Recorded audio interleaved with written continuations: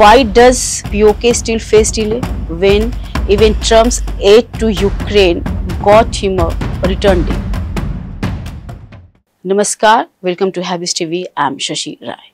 US President Donald Trump made a mineral deal with Ukraine's President Volodymyr Zelensky because the US gave Ukraine $350 billion in aid during the war with Russia. This deal was made as a kind of return for the help. However, when the war started, former US President Joe Biden never asked Ukraine to give anything in return for the support.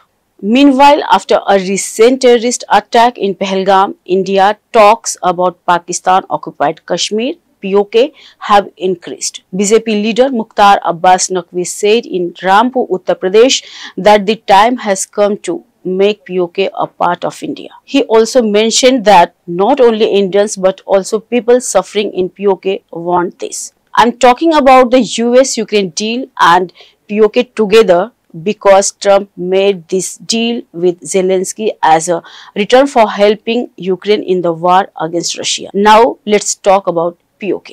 On 26 October 1947, Maharaja Hari Singh officially signed the Instrument of Accession, making Jammu and Kashmir a part of India. So according to this, POK is already a part of India and both Pakistan and the world are aware of it. Before that, on 18 July 1947, the British passed the Indian Independence Act, dividing the country into India and Pakistan and giving 565 princely states the option to join either country or remain independent. On 12 August 1947, Hari Singh chose to stay independent. India did not pressure him, but Pakistan sent a letter on 24 August 1947 pushing him to join. When he refused, Pakistan sent 5,000 tribal fighters supported by their army to invade Kashmir. Due to this attack, Hari Singh asked India for help. India agreed, but only if Kashmir officially joined India. So on 26 October, he signed the accession,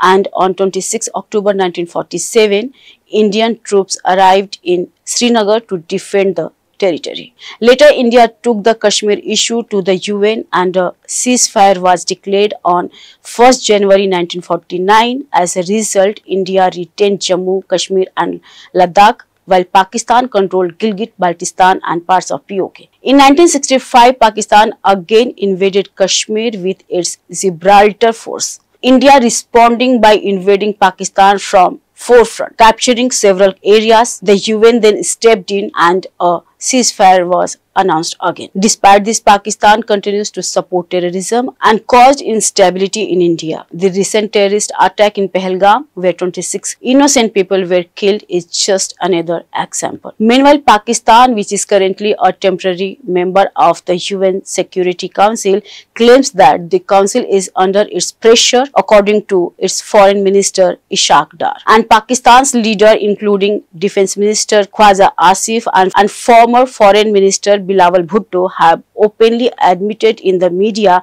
that their country has supported terrorism for years. Yet, when it comes to attacks like the one in Pahalgam, US, which stands with Israel against terrorism, is using soft and diplomatic words. And Pakistan is trying to scare India by talking about nuclear bombs. So India has only one option left: to enter Pakistan and cause more damage than it did in 1965. After that, when someone tries to help Pakistan, the world will clearly see who wants peace and who supports terrorism. Thanks for watching. Keep watching Habis TV. Namaskar.